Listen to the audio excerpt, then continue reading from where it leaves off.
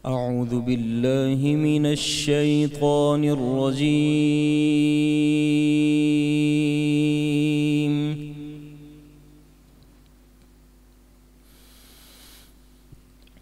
بسم الله الرحمن الرحيم. الرحمن علم القرآن خلق الإنسان علمه البيان.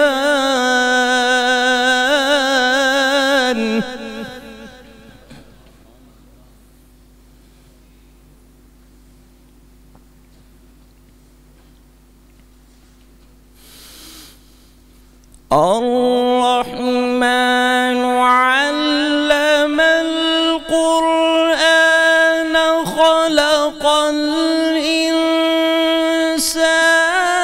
علمه البيان. الشمس والقمر بحسبان.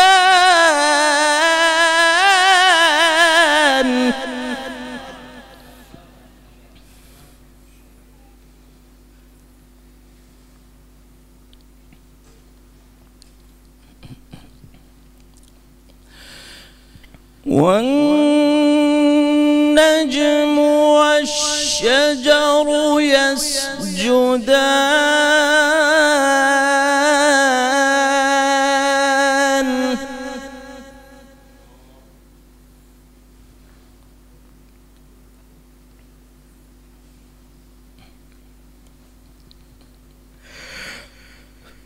والنجم والشجر يسجدان. والسماء رفعها ووضع الميزان ألا تطغوا في الميزان.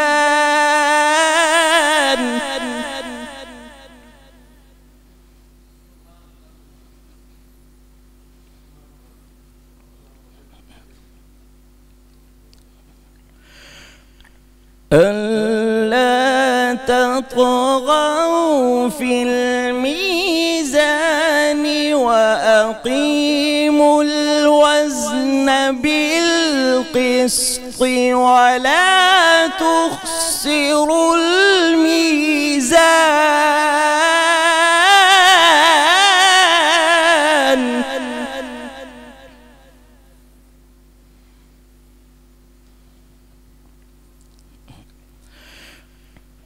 ولا تخسروا الميزان.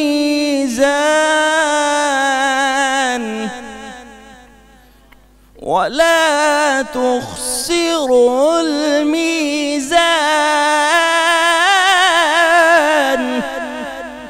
ولا تخسروا الميزان.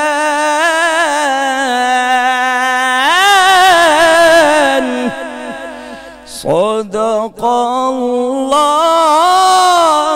العلي العظيم. جزاك الله جزاك الله. सुभान अल्लाह. औज़ु बिल्लाहि मिनश शैतानिर रजीम. बिस्मिल्लाहिर रहमानिर रहीम. अल्लाहुम्मा सल्लि अला सय्यिदिना व मौलाना मुहम्मद व अला आलिहि व अस्हाबिहि व बारिक व सल्लिम व सल्लि अलैहि. रब्बि इश्रह ली सदरी व यस्सिर ली अमरी वहलुल उक़दतम मिन लिसानी यफ़क़हू क़ौली. आमीन. ख़वातीन और हज़रात, जहाँ जहाँ पे 92 की स्पेशल ट्रांसमिशन देखी जा रही है, तमाम देखने वालों को रहमत रमज़ान की इस खुसूसी ट्रांसमिशन में खुशामदीद कहते हैं। और हमारी इस प्रोग्राम की तरफ से, हमारे चैनल की तरफ से और हमारी इस पूरी टीम की तरफ से आप सब लोगों को कल की जो जीत है वो बहुत बहुत मुबारक हो। अगर हम ये कहें कि हमें ईद से पहले हमारी क्रिकेट टीम ने ईदी दे दी तो ये बिल्कुल दुरुस्त होगा। सारों के चेहरे, मैं समझती हूँ बहुत सारी दुआएं तो हैं उन लोगों के लिए, और ख़ास तौर पे जो चेहरे और चेहरों के ऊपर मुस्कुराहट का रीज़न बनी है हमारी टीम, अल्लाह उनको बहुत जज़ा दे। और ख़ुशी जो है, अक्सर ऐसा होता है कि जब खुशी आती है हमारे घरों में तो हम उसको सेलिब्रेट करने का तरीका बड़ा अजीब सा अपनाते हैं, मगर ये वो वक्त वक्त होता है कि जब अल्लाह सुब्हाना व तआला रब्बुल इज़्ज़त की बारगाह में हमें सजदा अदा करना चाहिए, और बहुत सारे लोगों ने सजदे अदा किए, और अल्हम्दुलिल्लाह बेशक तमाम तारीफ़ें उस रब्बे कायनात के लिए कि जिसने इस जीत को हमारा नसीब मुकर्रर किया। अल्हम्दुलिल्लाह।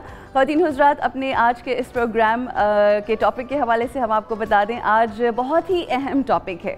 हम अक्सर अपने शोज़ के अंदर हकूक़े वालिदैन के हवाले से गुफ्तगू करते हैं, जो कि बहुत अहम है क्योंकि कुरान और हदीस में बारहा तज़किरा है, मगर आज के इस प्रोग्राम में हम तज़किरा करेंगे हकूक़े औलाद का, क्योंकि बहुत बड़ा हक़ है वालिदैन का। आज जो हमें हर तरफ अफरा तफरी का आलम नज़र आता है, हर कोई अपने अपनी नफ्सा नफ्सी का आलम है, उसमें यह है कि हम अपने बच्चों को उस तरह से वक्त नहीं देते। मैं चंद कुछ अहादीस मुबारक आपके सामने शेयर करूँगी कि रसूल अकरम मोहम्मद मुस्तफ़ा सल्लल्लाहु अलैहि वसल्लम फरमाते हैं कि अपनी औलाद का एहतराम करो, उन्हें अच्छी तरबियत दो ताकि अल्लाह तुम्हें बख्श दे। इसके साथ इमाम अली अलैहिस्सलाम फरमाते हैं कि अपनी बहुत ही खूबसूरत रिवायत है कि अपनी औलाद की तरबियत अपने ज़माने के तरीक़ों के मुताबिक करो, अपने ज़माने के तरीक़ों के मुताबिक नहीं बल्कि जदीद दौर के तकाज़ों के मुताबिक करो, क्योंकि वो तुम्हारे ज़माने से मुख्तलिफ़ ज़माने के लिए पैदा किए गए हैं। कितनी बारीक बात है, और इंशाल्लाह इस हवाले से मज़ीद हम डिटेल में बात करेंगे। ख़वातीन हज़रात, और भी अहादीस मुबारक इंशाल्लाह प्रोग्राम में हम मज़ीद शेयर करेंगे। आइए हम प्रोग्राम का बाकायदा आगाज़ करते हैं, और जो मेहमान यहाँ पर मौजूद हैं और जो आज हमारे रुबाम किचन में डिशेस बनने जा रही हैं, वो आपको आपके सामने उनका भी ज़रा तस्करा हो जाए, ताकि फिर हम आराम से सुकून से डिटेल में इस टॉपिक के हवाले से गुफ्तगू कर सकें। अस्सलाम वालेकुम। वालेकुम अस्सलाम। आज मेरी प्यारी बहन और ज़्यादा प्यारी लग रही है, ये लगता है कल की जीत कल की जीत जो है आज के चेहरों पे बिल्कुल इस तरह आई हुई है। बहुत मुबारक हो। कल की खुशी तो बहुत ही ज़्यादा सही, और इन्होंने कह दिया था कि अगर अच्छी हुई ना, अगर जीत गए हम तो स्पेशल डिश होगी आज। तो क्या डिशेज हैं आज? आज मैं बना रही हूँ मटन फ्राई बोटी बना रही हूँ, सही, और साथ में बना रही हूँ शाही टुकड़े। क्या बात है, जिसको काफ़ी देर से मैं बना रही हूँ, खोए को उसको मेल्ट किया हुआ है, आप देख सकते हैं। इसका भी हो रहा है अभी टाइम। ब्रेड इसके मैंने काट के रखी है, इसको फ्राई करूँगी। और साथ में बना रही हूँ इसके साथ मायो के कटलेट हैं, पोटैटो कटलेट, जिसमें चिकन एंड साथ में आलू होगा, और साथ में कॉकटेल एक ड्रिंक है जिसमें स्ट्रॉबेरी, पपाया, पियर, जितने भी फ्रूट्स हैं उन सबको मैंने मिक्स करके एक कॉकटेल की ड्रिंक बनेगी। बड़ी डिफरेंट वाकई लग रहा है ना कि आज खुशी को सेलिब्रेट किया जा रहा है। जी ज़बरदस्त। आप तैयारी शुरू करें और हम अपने शो को आगे बढ़ाते हैं। जी हमारे साथ हमारे रोज़ के मेहमान तो हैं, मगर कुछ नए मेहमान भी हैं, और डेफिनेटली उनसे आपका तारुफ हम करवाएंगे। सबसे पहले हमारे साथ रोज़ के जो हमारे साथी हैं, हमारे भाई हैं, मुफ्ती मोहम्मद फ़ारूकुल कादरी साहब, अस्सलाम वालेकुम। अच्छा, आपका पता है नाम जो है वो टंग ट्विस्टर है। हर रोज़ मुझे बोलते हुए ना थोड़ी टंग ट्विस्ट होती है, इसलिए मैं बड़ा ठहर ठहर के बोलती हूँ। जी, और उनके साथ जो आज तिलावत कलाम पाक का जिन्होंने शहादत हासिल की, बड़ी ही खूबसूरत आवाज़ में हमारे साथ हमारे भाई कारी अताउल मन्नान वारसी। बहुत शुक्रिया भाई, बहुत मेहरबानी। और आज मेरी दाईं जानिब जो हमारे गेस्ट में मौजूद हैं, ये भी हमारे बहुत अच्छे भाई हैं, बड़ी खूबसूरत गुफ्तगू फरमाते हैं। हमारे साथ हैं प्रोफेसर मुजाहिद अहमद। अस्सलाम वालेकुम। बहुत शुक्रिया जी। हमारी आज की जो चौथी गेस्ट हैं, इनको आपने मुख्तलिफ चैनल्स पे देखा होगा, और आज हमारे साथ भी मौजूद हैं, और बड़ी मज़े की कुछ बेसिक गुफ्तगू इंशाल्लाह आज हम इनसे करने जा रहे हैं। हमारे साथ हैं doctor Masooma Zahra, TCM specialist हैं, और हम इनसे पूछेंगे एक्चुअली TCM होता क्या, मगर ज़रा थोड़ा ठहर के। अस्सलाम वालेकुम डॉक्टर साहिबा, thank you so much for being here. You welcome, आपका बहुत शुक्रिया बुलाने का। जी, और हमारे as I always say last but of course not the least, हमारे साथ हैं प्रोफेसर अब्दुल रऊफ रूफी साहब। अस्सलाम वालेकुम। वालेकुम। पहले तो बताएं, कराची आप चले गए, वापस भी आगे, कैसा रहा सफ़र? अल्हम्दुलिल्लाह ठीक रहा। जब अल्लाह और उसके नबी, लाहौर वालों की याद आई कि अल्लाह और उसके नबी के लिए जब निकलते हैं तो बड़ा लुत्फ आता है। क्या बात है। वहाँ पर गए तो यहाँ से जब गए हैं तो सेलिब्रेशन शुरू थी कि मैच के जीतने की। वहाँ पर गए तो आगे भी सेलिब्रेशंस थी, पूरे मुल्क ने बड़ी खुशी मनाई है उसकी। वैसे आपकी बात के साथ मैं एक बात करना चाहता हूँ। पूरी कौम को जीत की मुबारकबाद और ख़ुशी का इजहार करना भी तहदीस नेमत है, लेकिन ख़ुशी का इजहार करते हुए हमें हुकूक़ इंसानियत का भी पेश नज़र रखना चाहिए। बड़ी खूबसूरत बात आपने की। हमने कल देखा कि दिल खराश वाक़यात पेश आए खुशी मनाते हुए। फायरिंग की गई, हवाई फायरिंग। कराची में आज मैं ख़बर सुन रहा था न्यूज़ में कि एक छोटा सा बच्चा उस फायरिंग की जद में आकर फौत हो गया। ऐसी खुशी जो दूसरों के लिए देखिए, ज़हमत का बायस बने। इसी महीने में फतह मक्का हुआ और हुजूर सल्लल्लाहु अलैहि वसल्लम ने पूरी दुनिया को ये एक मिसाल दी कि अपनी विक्ट्री को किस तरह सेलिब्रेट करना है। क्या बात है, क्या बात। और मैं आपको एक और चीज़ जो मैं यहाँ शेयर करना चाहूँगी, 25 साल पहले इसी रोज़ यानी 22 रमज़ान के दिन जो है पाकिस्तान ने वर्ल्ड कप जीता था और एग्जैक्टली 25 साल के बाद 22 रमज़ान ही को अल्हम्दुलिल्लाह हमारी सारी फतुहात ही रमज़ान की क्या बात है, बेशक जी। वैसा अल्लाह सुब्हानहू व तआला हम लोगों को वो फतह नसीब करे जो इस महीने का असल में मकसद है। 2-3 मिनट मैंने लेने हैं आपसे। अच्छा कि हमारे जो कारी अताउल मन्नान साहब हैं, जी जी, जो दुनिया के मारूफ कुर्रा हैं, वो उनकी आवाज़ में मैं 15-15, 20-20 सेकंड में 2-3 कुर्रा की जो मैं चाहता हूँ को ये तिलावत करके सुनाएं। तो फिर हमें आपका कलाम जो है फिर वापसी पे फिर हम सुनेंगे। मैं अपने 2 कलाम देने के लिए, ये कुरान का महीना है, सब कुछ हाजिर है। क्या बात है, जज़ाकल्लाह। सबसे पहले कारी शुरैम साहब। अऊज़ु बिल्लाहि मिनश शैतानिर रजीम, बिस्मिल्लाहिर रहमानिर रहीम। अल्हम्दुलिल्लाहि रब्बिल आलमीन, अर्रहमानिर रहीम, मालिकि यौमिद्दीन, इय्याका नअबुदु व इय्याका नस्तईन, इहदिनस सिरातल मुस्तकीम, सिरातल लज़ीना अनअमता अलैहिम, गैरिल मग़दूबि अलैहिम वलद्दाल्लीन,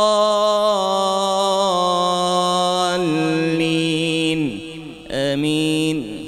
एक फरमाइश मैं भी कर दूं? हाँ जी। मिश्री साहब मेरे बड़े फेवरेट हैं। उनकी आवाज़ में थोड़ा सा सुनाइए उनकी। अऊज़ु बिल्लाहि मिनश शैतानिर रजीम, बिस्मिल्लाहिर रहमानिर रहीम। अल्हम्दुलिल्लाहि रब्बिल आलमीन, अर्रहमानिर रहीम, मालिकि यौमिद्दीन, इय्याका नअबुदु व इय्याका नस्तईन,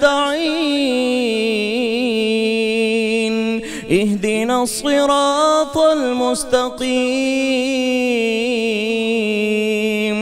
सिरातल लज़ीना अनअमता अलैहिम, गैरिल मग़दूबि अलैहिम वलद्दाल्लीन।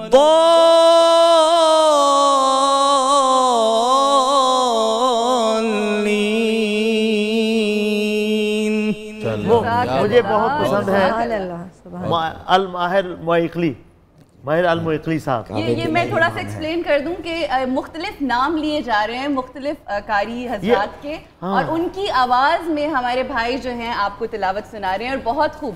शुरैम साहब भी इमाम काबा हैं, जी जी, मुइक़ली साहब भी पहले मदीना शरीफ में थे, अब आजकल तरावियाँ पढ़ा रहे हैं। मुइक़ली साहब।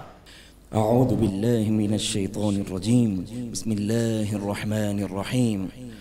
अल्हम्दुलिल्लाहि रब्बिल आलमीन, अर्रहमानिर रहीम, मालिकि यौमिद्दीन, इय्याका नअबुदु व इय्याका नस्तईन, इहदिनस सिरातल मुस्तकीम, सिरातल लज़ीना अनअमता अलैहिम, गैरिल मग़दूबि अलैहिम वलद्दाल्लीन,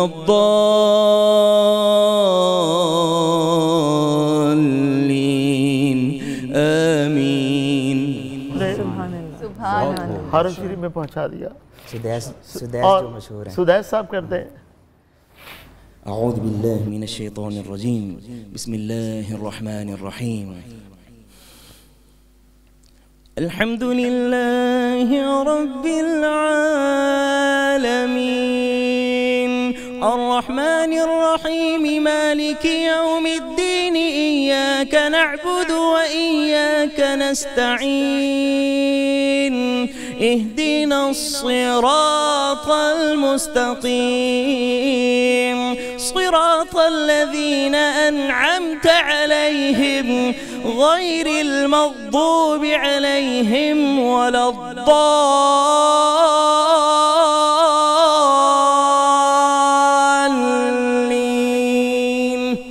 एक अगर आप इजाज़त दें, वो सलाह बुदैर साहब के हैं, बस ये माशाल्लाह, व्हाट अ मल्टी टैलेंटेड भाई, माशाल्लाह, वाह वाह। नबी के इमाम है। वैसे तो मैं तकरीबन 35 कुर्रा के लहजात मुख्तलिफ अंदाज में पढ़ता हूँ, उसमें कुछ 7 अरबी, मिस्री, लबनानी, इराक़ी भी हैं, मगर मुख्तसर वक्त है इसलिए हम आपको फिर भी बुलाएंगे। इनके साथ तो एक स्पेशल शो होना चाहिए। चलिए, सलाह अल-बुदैर जो मसीह नबी के इमाम है, अल्हम्दुलिल्लाह लाइव भी उन्हें मैंने तिलावत सुनाई है। अल्हम्दुलिल्लाह। अऊज़ु बिल्लाहि मिनश शैतानिर रजीम, बिस्मिल्लाहिर रहमानिर रहीम। अल्हम्दुलिल्लाहि रब्बिल आलमीन, अर्रहमानिर रहीम, मालिकि यौमिद्दीन, इय्याका नअबुदु व इय्याका नस्तईन, इहदिनस सिरातल मुस्तकीम, सिरातल लज़ीना अनअमता अलैहिम गैरिल मग़दूबि अलैहिम वलद्दाल्लीन।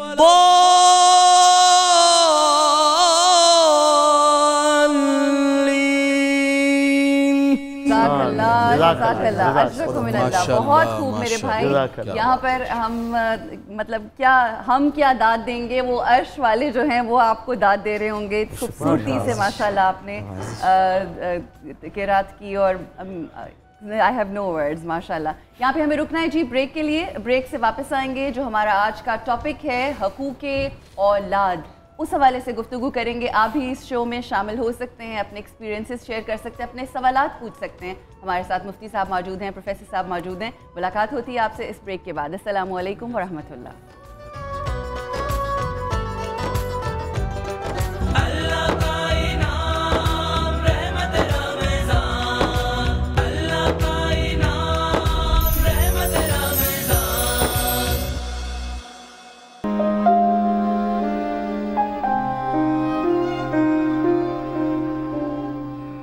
लगन, जुस्तजू और हुसूल इल्म का जज्बा दिल में हो तो जिस्मानी माजूरी कामयाबी और कामरानी की राह में रुकावट नहीं बनती। इसकी वाज़ेह मिसाल है आसिफ हनीफ, जिन्होंने अपनी जिंदगी को कामयाब बनाने के लिए कभी जिस्मानी माजूरी को रास्ते की रुकावट नहीं बनने दिया।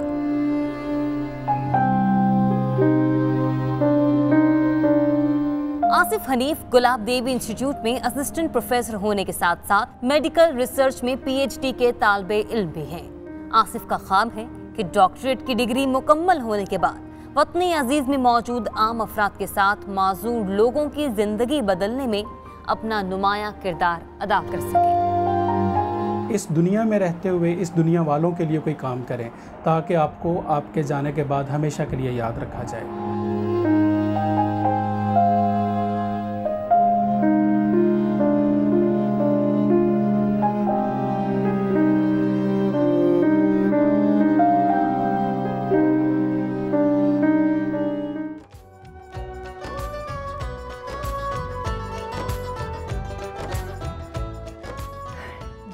जितने देखने वाले हैं ख़वातीनो हज़रात, ये हैं A+ पाकिस्तानी। आप यकीन कीजिए इस रमज़ान में जितना मैंने सीखा कुरान और हदीस की गुफ्तगू सुन के, उससे ज़्यादा मैंने इन लोगों से सीखा है। इसलिए क्योंकि ये अल्लाह की निशानियाँ हैं, ये अल्लाह की निशानियाँ हैं, क्योंकि इनसे हमें सीखने की ज़रूरत है। हमें हौसला और हिम्मत मिलता है इनसे कि इतनी बड़ी माजूरी होने के बावजूद इनका तवक्कुल कितना बड़ा है। ये बातें हम करके सीखते हैं, मगर उसकी मिसाल हमारे सामने है। आप यकीन कीजिए कि मेरा दिल बंद हो जाता है। हम अपने आप के ऊपर जब देखते हैं ना कि हम पता नहीं किन किन चीज़ों के ऊपर सोच रहे होते हैं कि हमारे पास ये नहीं है, हमारे पास वो नहीं है। इनको देखें तो पता चलता है कि असल ज़िंदगी की हकीकत क्या है और अल्लाह का शुक्र अदा करना होता क्या है। मेरे साथ हैं आसिफ हनीफ भाई, बेहद शुक्रिया। मैंने A+ पाकिस्तानी इसलिए इनको कहा क्योंकि ऐसे लोगों को देखकर आज से 5-6 साल पहले जब मैं मॉर्निंग शो किया करती थी तो हमने एक सेगमेंट रखा कि जिसमें हम लोगों को बुलाते थे और सर्टिफिकेट देते थे, because they are the pride of Pakistan. Thank you very much. मैं आसिफ भाई आपसे पूछना चाहूँगी कि ज़ाहिर है माशाल्लाह आपकी हमने देखी है अचीवमेंट्स इतनी ज़बरदस्त, आप अपनी ज़िंदगी गुजार रहे हैं, किसी किस्म की आपको शिकायत नहीं है। मगर मैं इस बात से वाकिफ़ हूँ कि यहाँ पर आके बैठ के मुस्कुराना आसान है, ज़िंदगी में मुश्किलात बहुत होती हैं। किस किस्म की मुश्किलात थी जो आपने फ़ेस की? इसलिए क्योंकि बहुत सारे लोग हो सकता है इस वक्त फ़ेस कर रहे हो वो मुश्किलात, मगर किस तरह से उन मुश्किलात का सामना किया आपने? क्या फर्क? जी अस्सलाम वालेकुम, थैंक यू वेरी मच। आपने अपने साथ दोबारा मुझे मौका दिया, अपने साथ बैठने का मौका दिया। जहाँ तक मुश्किलात का ताल्लुक़ है, मेरा ख़्याल है कि वो हमने ख़ुद पैदा करनी होती हैं। जितनी भी मुश्किलात हैं उनका ज़रिया मेरा अपना ईमान है कि हम खुद होते हैं। और इस वक्त जिस चीज़ के लिए कोई मुश्किल अगर पैदा हो रही है तो वो उसका सोर्स खुद है। मैंने बहुत ज़्यादा चीज़ें ऐसी लाइफ में डेवलप होने से बचाई जिसने मेरे लिए मुश्किल बनना था, लेकिन मैंने उसको आसानी बना लिया। मुझे याद है कि कभी एक अल्लाह उनको सेहत तंदुरुस्ती दे, मेरे एक टीचर होते थे, वो कहा करते थे कि वो लोग हमेशा कामयाब होते हैं जो अपनी कमज़ोरी को, अपनी मुश्किल को अपनी ताकत बना लेते हैं। अरे वाह, क्या बात तो है। मैंने उनकी बात को, पूरी क्लास में बैठे हुए थे तब, मतलब I was not at much level, at this level, मतलब ये मेरी जो प्रॉब्लम है, फिज़िकल प्रॉब्लम, ये ग्रेजुअली इंक्रीज़ करती है। तब अल्लाह का शुक्र है मैं सीढ़ियाँ भी चढ़ता था, चलता फिरता भी था, लेकिन उनकी बात ने मुझे क्लिक किया कि ये जो इन्होंने बात आज कह दी है कि अगर हम अपनी मुश्किल को अपनी ताकत बना लेंगे तो हम कामयाब हो जाएंगे। आई थिंक कि मैंने अपनी मुश्किल, एक तो पहली बात है कि कोई सोर्स या कोई ज़रिया मुश्किल का पैदा नहीं करने दिया, मैंने उसको आने से पहले ही उसको सॉल्व कर लिया। और अगर कोई छोटी मोटी एजुकेशनल लेवल पे, प्रोफेशन लेवल पे, जो है वो सोशल लेवल पे अगर कभी कोई आई भी तो उसको मैंने साइड पे रखते हुए अपना जो काम था वो करता रहा। और अल्हम्दुलिल्लाह इसमें सबसे बड़ी चीज़ तशक्कुर है। अगर आप तशक्कुर करते रहेंगे अल्लाह पाक आपको नवाजता रहेगा। और माशाल्लाह आसिफ भाई, मैंने देखा माशाल्लाह आपकी एक बहुत ही सपोर्टिव वाइफ भी हैं और माशाल्लाह एक प्यारा सा बेटा है। और आज हमारा जो टॉपिक है वो हुकूक औलाद के हवाले से है, तो इंशाल्लाह उसमें हम आपका भी थोड़ा सा इनपुट लेंगे। मैं इससे पहले कि गुफ्तगू को आगे बढ़ाऊँ, हम लोगों ने कल जब शो का आगाज़ किया तो हम नात की तरफ बहुत देर से आए और वो आपकी बात मेरे जहन में रह गई कि जब अल्लाह सुब्हानहू व तआला का तज़किरा हो जाए तो कुछ बात होने से पहले मोहम्मद मुस्तफ़ा सल्लल्लाहु अलैहि वसल्लम का जिक्र होना बेहद ज़रूरी है। तो मेरा ख्याल है कलाम से शुरू करते हैं। जेड़े दिल विच रखदे ने, जेड़े दिल विच रखदे ने अरमान मदीने दे, जेड़े दिल विच रखदे ने अरमान मदीने दे, जेड़े दिल विच रखदे ने अरमान मदीने दे, बन जांदे कदी न कदी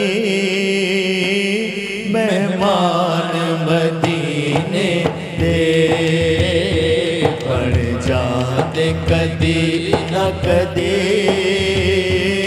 मेहमान मदीने दे, बन जांदे कदी न कदी मेहमान मदीने दे। सुने आए मदीने ते जदों दूरों नजर पैंदी, जदों दूरों नजर पैंदी, तके आए मदीने ते जदों दूरों नजर पैंदी, जदों दूरों नजर पैंदी, जी करदा हो जाए, जी करदा हो जाए कुर्बान मदीने दे, जी करदा हो जाए कुर्बान मदीने दे। एक बार ज़ियारत जो कर आए ने रोज़े दी, कर आए ने रोज़े दी। सारी उम्र नहीं दे सकते, सारी उम्र नहीं दे सकते एहसान मदीने दे, सारी उम्र नहीं दे सकते एहसान मदीने दे। जेड़े दिल विच रखते ने अरमान मदीने दे, बन जाते कदी न कदी मेहमान मदीने दे। इलाही आमीन। अल्लाह आपको ये जो मेहमानी का शर्फ है ये मुबारक हो इन एडवांस। हम बनेंगे मेहमान उनके अर्श पे जो मेहमान हुए। अरे वाह वाह वाह, सुभान अल्लाह, जज़ाकल्लाह जी। ख़वातीन व हज़रात, गुफ्तगू को अब बढ़ाते हैं हम आगे। टॉपिक हमारा है हकूक़ औलाद। जब बच्चा पैदा होता है तो उसका सबसे पहला हक ये होता है कि माँ बाप उसका खूबसूरत सा नाम रखें, और उसके बाद क्या हकूक़ हैं ये हमें मुफ्ती साहब बताएंगे। अस्सलाम वालेकुम मुफ्ती साहब। अगेन हकूक़ औलाद के हवाले से, हकूक़ वालिदैन के हवाले से बहुत गुफ्तगू होती है, मगर बच्चों का जो हक है वालिदैन के ऊपर वो क्या है? बिस्मिल्लाहिर्रहमानिर्रहीम। औलाद के कुछ हुकूक विलादत से पहले भी हैं। क्या बात है? उनमें से एक हक ये है कि बाप अपनी औलाद के लिए एक नेक सीरत और पाक बाज माँ का इंतखाब करे। क्या बात है, क्या बात। एक अरब शायर कहते हैं कि अल उम्मु मदरसतुन इज़ा हज़्ज़बतहा आदत्ता शअबन तय्यबल आराक। अगर तुम पाकीज़ा माँ तैयार करने में कामयाब हो गए तो फिर पाकीज़ा कौम भी तैयार हो जाएगी। क्या बात, ऐसे ही है। दूसरा हक ये है कि जब बच्चा माँ के पेट में पल रहा हो सही, तो उसकी मुद्दत में माँ के लिए जो ज़रूरियात ज़िंदगी हैं वो मुहैया की जाएँ, ताकि वो सेहतमंद ज़िंदगी अपने दौरान बतन में गुजार सकें। बिल्कुल सही। और आजकल जो लोगों ने इसको एक मजाक बना लिया है, जब जी चाहा अबॉर्शन करवा लिया। इस जब खुसूसी तौर पर जब बच्चे की उम्र पेट में 120 दिन हो जाए और उसके बाद अगर अबॉर्शन करवाया बगैर किसी शरई वजह के, तो ये कत्ल के ज़ुमरे में आता है, जो गुनाह है। जब बच्चे की विलादत हो जाए तो उसके बाद बच्चे का हक ये होता है कि उसका, जैसे आपने जिक्र किया कि एक पाकीज़ा नाम रखा जाए, वो 7वें दिन जाकर होता है। लेकिन उससे कबल विलादत के बाद उसका पहला हक ये है कि उसके कान में अजान दी जाए, कामत पढ़ी जाए, और इसमें देर नहीं करनी चाहिए। क्योंकि हदीस शरीफ में है कि इससे मिर्गी की बीमारी, जिसे उम्मुस्सिबियान कहते हैं, वो अक्सर अजान में देर करने की वजह से पैदा होती है। इसलिए बच्चे की विलादत के फ़ौरन बाद अब इंतज़ार ना करें जी मौलाना साहब को बुलाएंगे, वो आने में देर लग जाएगी, वो कहीं बिज़ी होंगे। खुद ही वालिद साहब वहाँ मौजूद हैं, कोई घर के बुज़ुर्ग मौजूद हैं, वो उसके कान में मुनासिब आवाज़ से अजान दे दें। दूसरा ये है कि घर का कोई नेक फ़र्द, कोई नमाजी या कोई और बुज़ुर्ग जो मौजूद हैं बड़े, वो बच्चे को तहनीक दें, जैसे गुड़ती कहते हैं। ठीक है। तो ख़ुद नबी करीम सल्लल्लाहु अलैहि वसल्लम ने हसनैन करीमैन को गुड़ती दी, और हज़रत अस्मा फरमाती हैं मदीना शरीफ में सबसे पहले विलादत हुई थी अब्दुल्ला बिन ज़ुबैर की। ये पहले मदीना शरीफ में, मदीने में हिजरत के बाद सबसे पहले पैदा हुए। तो इन्हें हुजूर की खिदमत में पेश किया गया, तो सरकार करीम ने ख़ुद इनकी दहन में अपनी खजूर चबा कर इनके मुंह में डाली थी। तो फिर 7वां दिन जब आएगा तो बच्चे का हक ये है कि उसका नाम रखा जाए।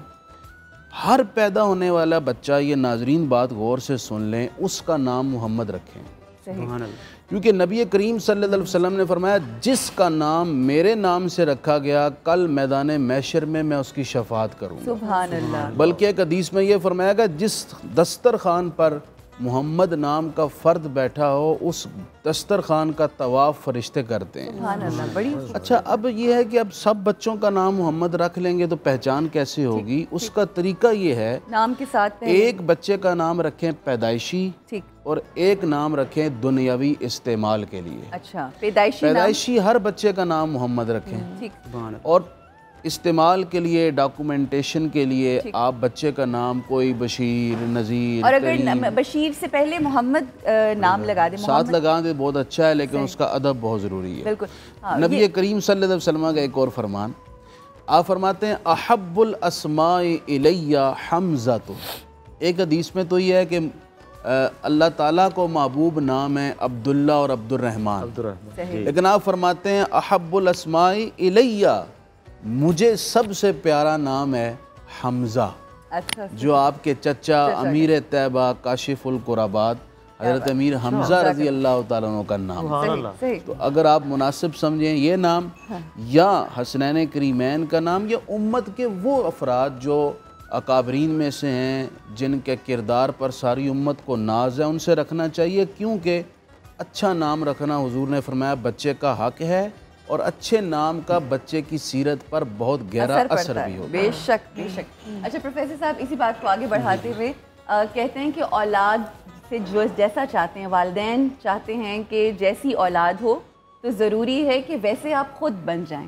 अब ये अमल जो है ये बड़ा मुश्किल अमल है कि अगर फॉर एग्ज़ाम्पल मैं अपनी बच्ची को चाहती हूँ कि वो हिजाब करे, तो डेफिनेटली मैं आपको, मेरी तो अल्हम्दुलिल्लाह मेरी बच्ची का तोहफ़ा है, मैं इस दुनिया में आने से पहले इसने मुझे तोहफ़ा दिया था और मेरे हिजाब करना। अगर मैं एक्सपेक्ट करती हूँ कि मेरी बच्ची करे तो मुझे करना ज़रूरी है, और बहुत सारी चीज़ें, अल्लाह का शुक्र अदा करना, व्हाट्सएवर एक लिस्ट है। तो जैसा आप चाहते हैं कि बच्चा बने वैसा आप बन जाएं, ये मुश्किल है, कैसे बने? जी, मुफ्ती साहब ने बड़ा खूबसूरत आगाज़ फरमाया मौजू का, और बहुत अहम और बुनियादी बातें नाज़रीन के लिए और हमारे लिए ये बयान फरमाई हैं। मैं इसको बात को आगे बढ़ाते हुए और आपके सवाल के ज़िम्न में कुरान करीम फुरकान हमीद की एक आया करीमा, अल्लाह रब्बुल इज़्ज़त इरशाद फरमाता है, या अय्युहल्लज़ीना आमनू कू व अनफुसाकुम व अहलीकुम, या अय्युहल्लज़ीना आमनू कू अनफुसाकुम व अहलीकुम नारा। ए ईमान वालो, खुद को और अपने घर वालों को जहन्नम की आग से बचाओ। बेशक। तो जो आपका सवाल है उसमें उसका जवाब इस आयत में है कि अपने आप को और घर वालों को, यानी जब आप अपने आप को बचाएंगे तो फिर आप अपने घर वालों को बचा सकेंगे। सबसे पहले अपने आप को बचाएं, क्योंकि बच्चे जो उनको कहा जाए वो नहीं करते, जो उनको करके दिखाया जाए वो करते हैं। इसलिए ज़रूरी है कि जब बच्चा थोड़ा बोलने की उम्र को पहुँचे तो उसको लफ्ज़ अल्लाह सिखाया जाए, उसकी तालीम दी जाए, फिर कलमा तैयबा सिखाया जाए, उसके बाद जो है दीगर जो इस्लामी और बुनियादी अकायद हैं उनकी तालीम दी जाए। और जैसा कि अभी मुफ्ती साहब भी फरमा रहे थे कि विलादत से पहले ही उसके जो हुकूक हैं वो वाजिब हो जाते हैं और असर शुरू हो जाता है।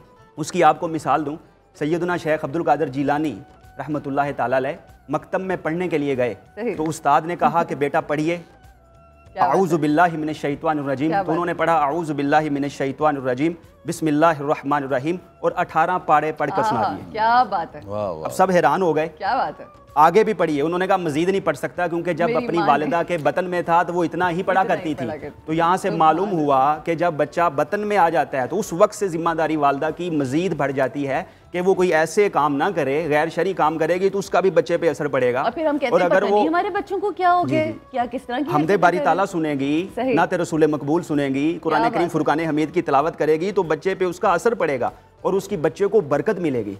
और दीनी तालीम तरबियत ये बहुत ज़्यादा ज़रूरी है, क्योंकि वालिदैन आज शिकवा करते हैं। बिल्कुल बिल्कुल बिल्कुल। आज वालिदैन जो है शिकवा करते हैं कि जी हमारे बच्चे हमारे हुकूक अदा नहीं करते।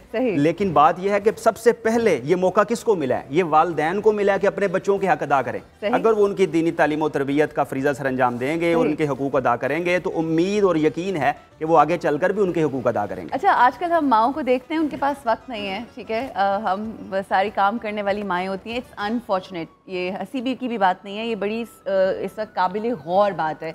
इस हवाले से भी बात करेंगे। एक और चीज़ जो बहुत अहम है वो ये कि माएँ जो हैं वो बच्चों को बुलाएं कैसे, ये क्योंकि आजकल हमने देखा है ना, जो वालिद गिरामी होते हैं उनके पास भी वक्त नहीं है, माओं के पास भी वक्त नहीं है। अनफॉर्चुनेटली हमारे घर में या मेड्स या फिर टैबलेट्स बच्चों को पाल रहे हैं, या कार्टून और टीवी जी, कार्टून या टेलीविजन स्क्रीन।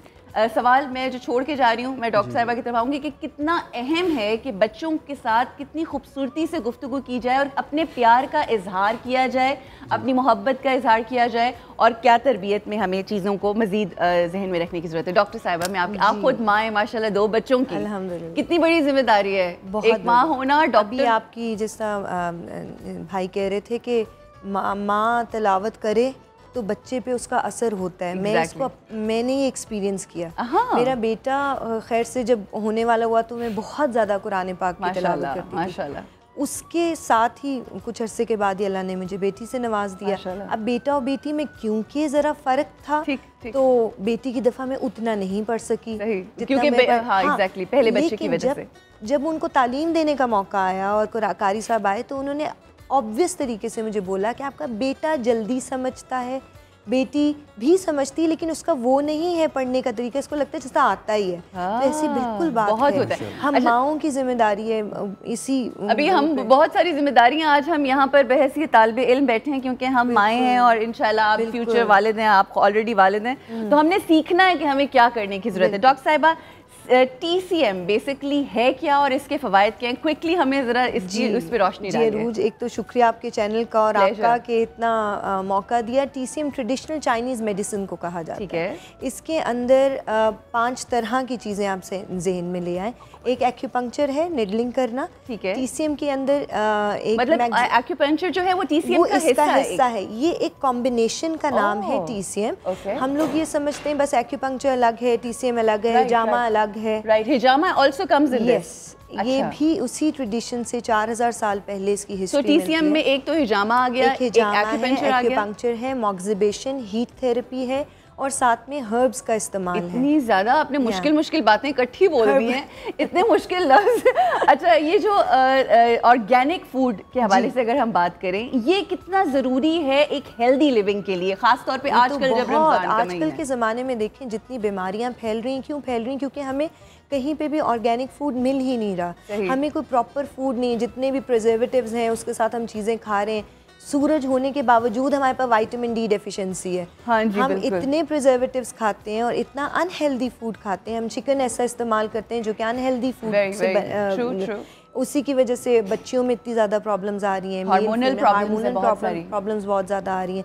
सो ऑब्वियसली जैसे मैंने कहा कि TCM में जहाँ ये है तो तीसरा पोर्शन इज़ डाइट, और उसी डाइट में ऑर्गेनिक फूड है जिसको मैं प्रमोट करती हूँ कि प्लीज़ हेल्दी खाएँ, अपनी मिट्टी के करीब हो जाए, क्योंकि जाना उसी मिट्टी में है। बिल्कुल, हम अपनी मिट्टी से दूर हैं। हम अपने रीजन की चीज़ें खाएंगे, वो अल्लाह ने हमारे लिए बनाई हैं। हम अपने रीजन से बाहर का फूड खाएंगे, हम कॉफ़ी खाएंगे और कॉफ़ी इधर पैदा नहीं होती है, हमें चाहिए होती तो वो पैदा कर देता। एग्जैक्टली। तो हम उसको अपनी डाइट में कभी कभार तो ले आएँ, लेकिन उसको प्रॉपर तौर पे शामिल करेंगे तो इसको हम मेरा तो ख्याल है कि ऑर्गेनिक फूड के हवाले से अगर हम डिस्कशन करें तो दैट्स वेरी इंपॉर्टेंट, बिकॉज बहुत ज़्यादा इस वक्त हमें अवेयरनेस की ज़रूरत है। वैसे आई थिंक काफ़ी अवेयरनेस मिल भी रही है मीडिया के जरिए, बहुत मिल रही है, लेकिन ऑफ कोर्स एक्यूपेंचर के हवाले से और हिजामा जो आजकल वैसे मैंने देखा है कोई रिलीजियस चीज़ भी अगर फैशन बन के आए ना तो बड़ी जल्दी इन हो जाती है। हम उस हवाले से भी गुफ्तगू करेंगे। जी मुनीरा साहिबा, जी कैसी हैं आप? अल्लाह का शुक्र है। ठीक है ना, ये एक वो वाहिद बंदा है, हम बैठ के अपनी बातें कर रहे होते हैं, दिमाग इस्तेमाल कर रहे होते हैं, मगर ये बाकायदा प्रैक्टिकल काम कर रही होती है। मैं साथ में एक बात है जी, एक बात, मेरे एक प्रोफेसर साहब हैं, उनका कल फ़ोन आया जी कि आपके जो नशरियात है ना, वर्ड टू वर्ड हर चीज़ हम तक पहुंच रही है। क्या बात है, सिवाय खाने के।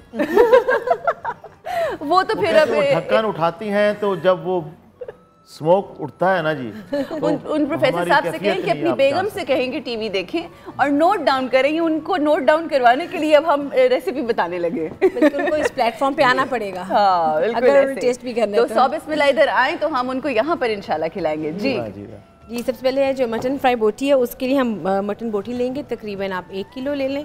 साथ में प्याज की पेस्ट लेंगे, प्याज की पेस्ट को आपने सौते करना है और उसके बाद उसकी पेस्ट बनानी है। साथ में अदरक लहसुन पेस्ट 3 खाने के चम्मच और मिक्स पाउडर जो होता है मसाले का वो भी तकरीबन 2 खाने के चम्मच, हल्दी पाउडर तकरीबन 1 खाने के चम्मच और साथ में नमक इस पर ज़रूरत, प्याज टमाटर और सब्ज़ मिर्च तकरीबन 1 अदद और कड़ी पत्ता काली मिर्च 1 चाय का चम्मच। मटन मसाला जैसे कि मैं हमेशा बताती हूँ, ज़ीरा, धनिया और साथ में सूखा धनिया, इन तीनों को मिक्स करके आपने इसका मसाला बनाना है और सब्ज़ मिर्च गार्निश के लिए। इन सब चीज़ों को मैरिनेट करके आप मटन पे रख दें और उसके बाद आपने इसको सौते करना है, फ्राई करना है। अगर आप चाहते हैं इसकी थोड़ी सी ग्रेवी करें तो आप इसमें थोड़ी सी आप तकरीबन 1 कप योगर्ट ऐड करें तो आपका बहुत अच्छी स्पाइसी सी बन जाएगी। अगर आप इसको बारबेक्यू करना है तो उसको मसाला लगा के रख दें। आप इसको ग्रिल भी कर सकते हैं, आप बारबेक्यू भी कर सकते हैं। क्या बात है आपकी। ठीक है, सामने है मायो चिकन विद पोटैटो कटलेट्स। ये चिकन के साथ आलू और चिकन का मिक्स करके मैंने बनाई है। ठीक है, तो इसके लिए हम चिकन लेंगे तकरीबन उबला हुआ 250 ग्राम, साथ में लेंगे आलू उबले हुए वो भी तकरीबन 2 अदद मैश किए हुए, साथ में सब्ज़ मिर्च 2 अदद और साथ में शिमला मिर्च तकरीबन 2 अदद, शिमला मिर्च गार्निश के लिए। मायो कप तकरीबन आप लेंगे 1 कप ले लें, साथ में अंडा 1 अदद, ताज़ा ब्रेड क्रम्स तकरीबन 1 कप, कॉर्नफ्लोर 2 खाने के चम्मच और साथ में नमक और काली मिर्च तकरीबन हस्ब ज़रूरत लें और ऑयल को किसान ऑयल में लें तलने के लिए। मैं नमक और मिर्च इसलिए हमेशा हस्ब ज़रूर बताती हूँ कि किसी को स्पाइसी पसंद होता है और कोई नमक यूज़ नहीं करता, कोई डायबिटिक भी होते हैं और कोई ब्लड प्रेशर के भी होते हैं, तो वो ये ना कि वो एज इट इज़ डाल दें। तो इसलिए जो आपकी टेस्ट की रिक्वायरमेंट है उसके हिसाब से वो अपनी इन चीज़ों को ऐड करें। साथ में है हमारे शाही टुकड़े, उसमें तकरीबन दूध लेंगे 2 कप। ये शाही टुकड़े जीतने की खुशी में बाय द वे। साथ में लेंगे मीठा दूध। मीठा दूध से मुराद है कि दूध को जो आप कड़ के पका लेते हैं उसको जो गाढ़ा सा हो जाता है तकरीबन आप वो लेंगे 1/2 कप ले लें। साथ में चीनी 1 खाने का चम्मच, ज़ाफ़रान नहीं है ऑप्शनल है, अगर है तो ठीक है, वरना आप क्यूब क्योड़ा 1 ड्रॉप उसका ऐड कर सकते हैं। और आपने खोया लेना है तकरीबन 2 खाने के चम्मच। 2 खाने से मुराद है कि आपने मेल्टेड अगर है तो ठीक है, वरना एज इट इज़ आप तकरीबन आपका 1 कप बनेगा जो उसका फॉर्म में होता है, आप उसको ऐड कर देंगे। इलायची पाउडर तकरीबन लेंगे 1/2 टीस्पून। वाइट ब्रेड लेंगे तकरीबन 4 अदद ले लें, स्लाइस को कट करेंगे स्क्वायर कटिंग में। किसान घी 2 से 3 खाने के चम्मच और साथ में काजू पिस्ता बादाम जो आपकी गार्निश है वो आपकी रिक्वायरमेंट्स हैं, आपने इसको बनाना है। इसका बनाने का तरीका कुछ ये है कि आप जब भी कोई मीठा बनाते हैं उसको जितना हल्की आंच पकाते हैं वो उतना अच्छा गाढ़ा बनता है।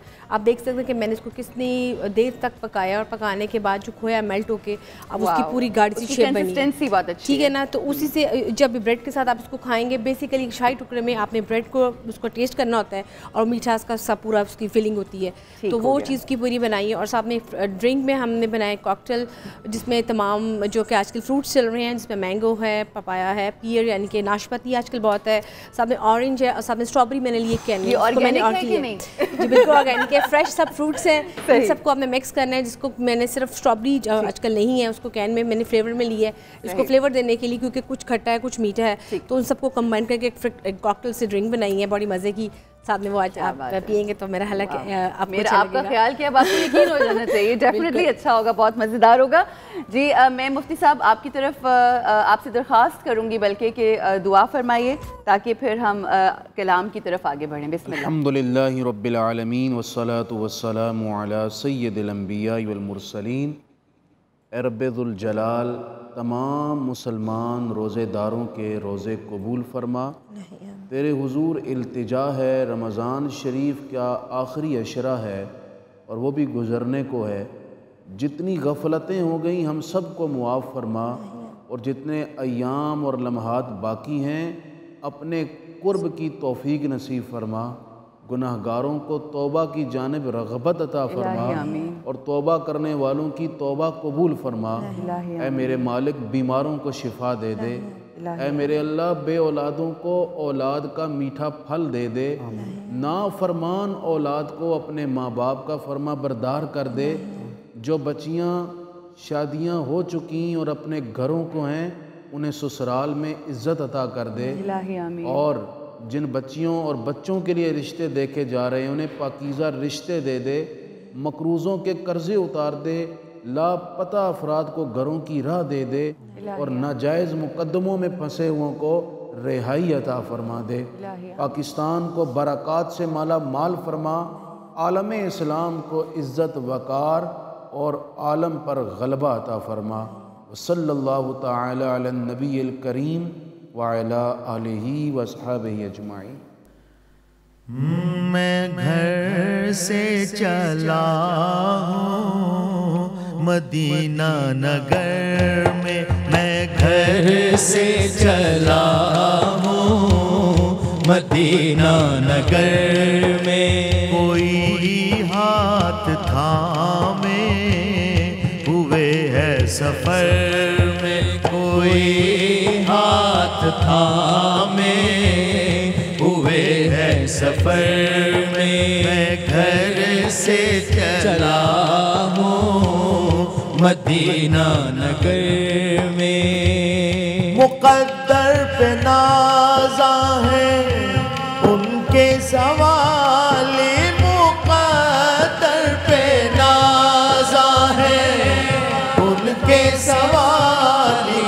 वो रखते हैं हर उम्मती को नजर में, वो रखते हैं हर उम्मती को नजर में। मैं घर से चला हूँ मदीना नगर में।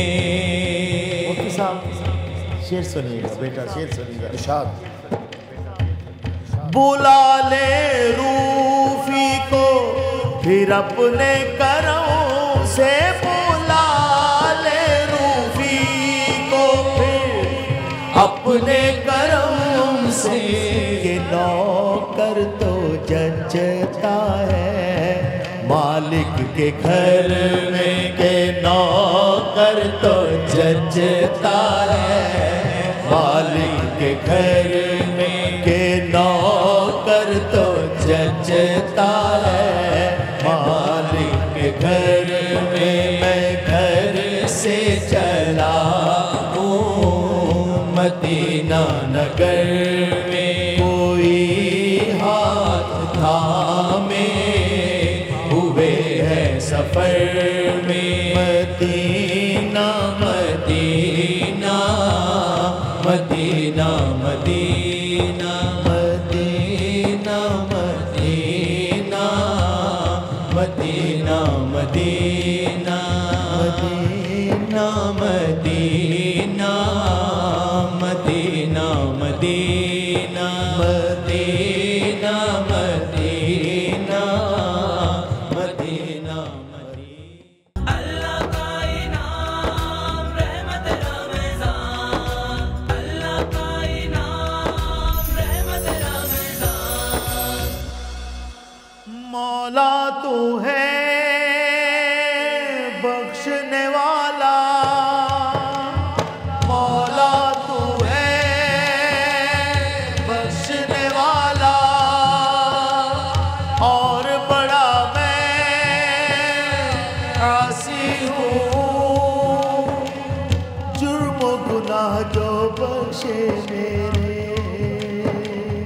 जुर्म गुनाह जो बख्शे मेरे। तेरे अलावा कोई नहीं, तेरे अलावा कोई नहीं, तेरे अलावा कोई नहीं। मौलाया मौलाया मौलाया मौलाया मौलाया मौलाया मौलाया। अन्तल मालिक व अनल ममलूक।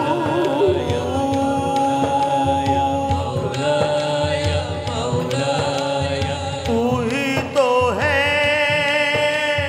मेरा मालिक, मैं मौला तेरा ममलूक। तू ही तो है मेरा मालिक, मैं मौला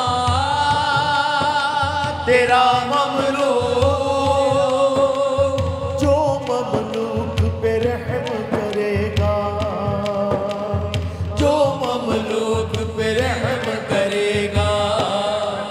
तेरे अलावा कोई नहीं, तेरे अलावा कोई नहीं, तेरे अलावा कोई नहीं।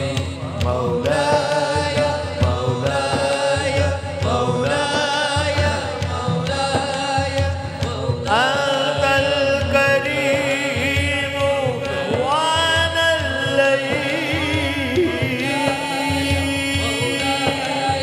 मौलाया मौलाया तू है मौला कुव्वत वाला, और मैं हूँ कमजोर बड़ा। तू है मौला कुव्वत वाला,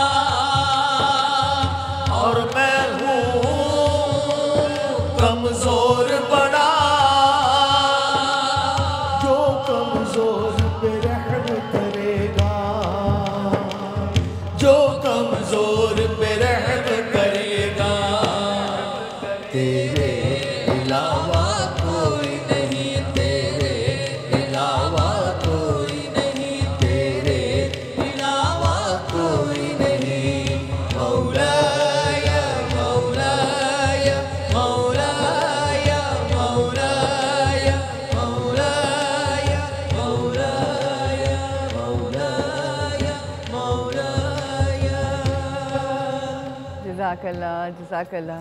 अशराए निजात की मुनासबत से बहुत ही खूबसूरत कलाम, बहुत शुक्रिया। जाते जाते आपने अता किया। आज मैं राज की बात बताऊं? जी बिस्मिल्लाह। स्पेशल मिसेस मेरी ने फ़ोन किया कि आज आपने ये कलाम, मैंने पूरा महीना फरमाइश नहीं की, तो आज उनकी फरमाइश पे क्या बात जाने की खुशी में। क्या बात है, जज़ाकल्लाह जज़ाकल्लाह।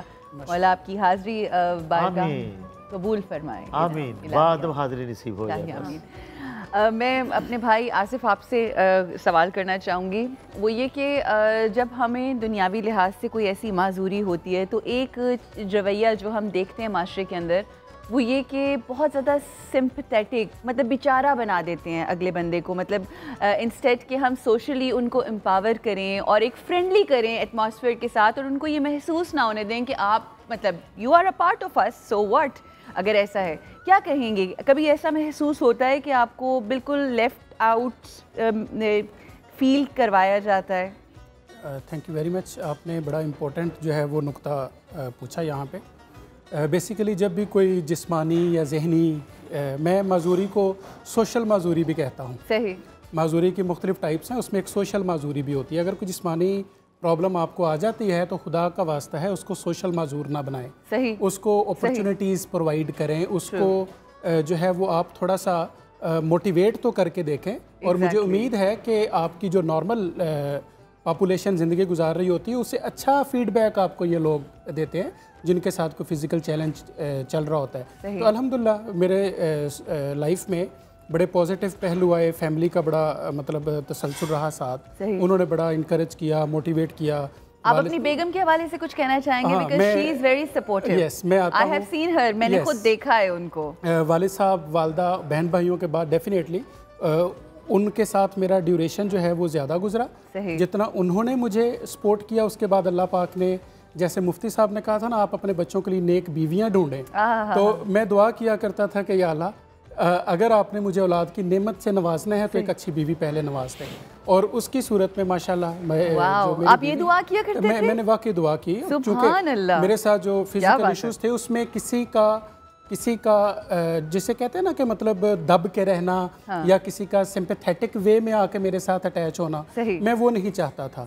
माशाल्लाह शी इज़ एजुकेटेड, मतलब रिलीजियस लिहाज से भी, सोशल लिहाज से भी, दुनियावी तालीम के साथ भी। और बच्चे की कितनी अच्छी ट्रेनिंग कर रहे हैं। अभी हमारे साथ सेट पे वो मौजूद हैं ऑफ द सेट, मगर ये कि कितनी अच्छी ट्रेनिंग और अल्हम्दुलिल्लाह देखें, इसमें आपका अपना एक पहलू है कि आपने अपने एसोसिएटेड लोगों को अपने लिए कैसा बनाना है। सही। आप सबको अपने लिए पॉजिटिव बनाएं। खुदा का वास्ता आप अपॉर्चुनिटीज़ दें, आप सोशल माजूरी पैदा ना करें। और देखिएगा इंशाल्लाह आपको बड़ा बेहतर तरीके से उसका रिवार्ड मिलेगा। अच्छा, मुझे एक आपसे पर्सनल क्वेश्चन करना है। Out of all the people उन्होंने आपको क्यों चूज़ किया? क्या ऐसी आपकी खास बात इसमें थी? मेरा अपना ख्याल है कि ना तो मैंने उनको चूज़ किया, ना उन्होंने मुझे चूज़ किया।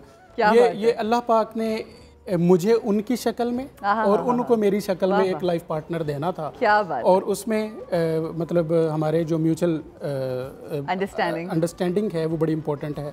पेरेंट्स का बड़ा रोल है, उनके पेरेंट्स का, मेरे पेरेंट्स का, कि जब मतलब ये बीच में एक फ़िज़िकल फैक्टर आ जाता था तो हम हमेशा पॉजिटिव चीज़ों को डिस्कस किया करते थे। हमारे यहाँ जो नॉर्मल लोग होते हैं उनके अपने मसले मसाइल ही नहीं हल होते। तो ये इतने बड़े इशू को रिजॉल्व करना और इतने अच्छे तरीके से लेके चलना, hats off to her and hats off to you. और इसी तरह हमारी दुआ है कि आप इसी तरह आगे बढ़ते जाएं और आपसे हमारी मुलाकातें होती रहें ताकि हम आपसे मोटिवेशन ले सकें। डॉक्टर साहिबा, मैं आपसे पूछना चाहूँगी, एक्यूपेंचर का जब हम नाम सुनते हैं, हिजामा का, तो मैं तो कांपना शुरू हो रही थी। मैं कहती हूँ अच्छा कितनी नीडल्स लगेंगी, क्या होगा, बिकॉज मैं बहुत अरसे से सोच रही हूँ कि मैं करवाऊँ पर्सनली।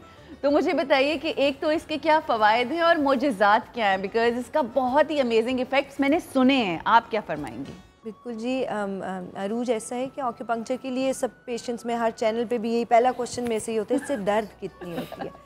इनफैक्ट दर्द, क्योंकि ये निडल बहुत थिन निडल्स होती हैं, बहुत बारीक निडल्स होती हैं, ये आपके टिश्यू को रप्चर नहीं करती हैं, टिश्यू टेयर नहीं करती हैं, तो उससे दर्द नहीं होती। हाँ, चंद पेशेंट चंद मुकामात पे उनको दर्द होती है, वो जो उनके स्वॉलन एरियाज़ हैं, जहाँ स्टेगनेंट एनर्जीज़ हैं, वहाँ पे प्रिक करेंगे तो हल्का सा वो पेन दे सकता है, लेकिन वो भी इतनी माइनर होती है और उसके इफेक्ट्स इतने अच्छे होते हैं कि वो पेन एज सच कोई पेशेंट्स को लगती है। जिस तरह मैं हमेशा कहती हूँ कि जब आप लेबर की पेन से निकलते हैं तो जब आपके पास आता है ना बच्चा हाथ में, तो सब कुछ पुराना भूल जाता है। तो ऐसे ही अब आप देखो ना, जैसा शैटिक पेन के साथ, बैक एक के साथ पेशेंट्स आते हैं, महीनों बिस्तर पे हैं, और वो जब पहली ही ट्रीटमेंट के बाद आपके सामने चलने लग जाए तो फिर उनके लिए वो ट्रीटमेंट तो मौजज़ा के। यस, इट इज़ माशाल्लाह माशाल्लाह। 4 निडल टेक्निक भी होती है हमारे ऑक्यूपंक्चर में, जो हम इनिशियली पेशेंट को इमरजेंसी ट्रीटमेंट्स देते हैं, फौरी तौर पे दर्द का गायब करना ताकि पेशेंट फ़ौरन कंफर्टेबल हो जाए। ऑब्वियसली शैटिक पेन है तो ये तो नहीं होगा कि पहली ट्रीटमेंट के बाद उसको कभी दर्द रिलैप्स नहीं करेगी, उसको महीना लगता है रिकवरी में, लेकिन वो जो सालों महीनों से सोया नहीं होता, वो पहले दिन जाके सुकून से सोएगा तो नेक्स्ट डे उसको वो निडल्स कुछ नहीं कहेंगे। तो डॉक्टर साहब मेरी अपॉइंटमेंट अपनी डायरी में लिख लें, मैं इंशाल्लाह जल्दी आपके पास। जैसे हिजामा, माशाल्लाह आपने हिजामा का कहा, ये सुन्नत नबी सल्लल्लाहु अलैहि वसल्लम है और इसके इतने मिरेकल्स हैं कि पुराने से पुरानी पेनक्रेटाइटिस के पेशेंट जो पेट दर्द के साथ होते हैं, उनको कोई और आराम नहीं आ रहा होता, हिजामा उसका बेहतरीन इलाज है। मैदे के इश्यूज़ हैं, इनफर्टिलिटी है। अच्छा, हिजामा और एक्यूपेंचर जो हैं 2 डिफरेंट सेपरेट चीज़ें हैं? ये एक ही चीज़ की 2 टाइप्स हैं। अच्छा, 2 एक कपिंग है, सक्शन करके उन्हीं ऑक्यूपंक्चर पॉइंट्स पे सक्शन करके कट लगा के ब्लीड कर लिया जाता है। 2 तरह की कपिंग होती है। वन इज़ ड्राई कपिंग, जो आप ओलंपिक्स में देखते आए हैं कि जी वो उन्होंने कप्स लगवाए और स्विमर स्विम कर रहे हैं। एक हिजामा है जो सुन्नत नबवी है, जो कि ज़्यादा इफेक्टिव है। हम वो डेड सेल्स बॉडी से निकाल देते हैं हल्के से स्क्रैच के साथ। वो डीप कट्स नहीं होते कि जिसको हम कहेंगे उनकी हीलिंग मुश्किल है, नहीं, पेशेंट 2-3 घंटे के बाद उसको मेरे ख्याल से एहसास भी नहीं होता। वो छोटे से कट्स होते हैं। आपकी कोई वेबसाइट या कोई ऐसी चीज़ अवेलेबल है if somebody has to contact you? जी बिल्कुल है। इनकलाब कैम्प के नाम से फेसबुक पे हमारा पेज है, इनकलाब द ऑर्गेनिक शॉप के नाम से भी फेसबुक पे, ये 2 पेजेस हैं। आप उनको ज्वाइन करें। गुफ्तगू ज़ाहिर है ज़्यादा मज़ीद डिटेल्स अगर कोई लेना चाहते हैं तो फेसबुक पे जाके ले सकते हैं, इनकलाब कैम्प के नाम से और इनकलाब द ऑर्गेनिक शॉप। तो फिर हम ऑर्गेनिक जिंदगी गुजार सकेंगे बेहतर तरीके से। चले जी, कमिंग अब नाउ आप सब इस डिस्कशन में हमारे साथ शरीक हों। गुफ्तगू अब हम करेंगे जी औलाद के हवाले से। मैंने कहा ज़रा पहले हम दुनियावी लिहाज से बात करें, अब ज़रा थोड़ी बहुत अहम बात वो ये कि मैं डॉक्टर साहब मुफ्ती साहब आपसे पूछना चाहूँगी, बच्चों का हक आपने बताया कि जब पैदा होता है ये होता है, उससे पहले भी बात होती है।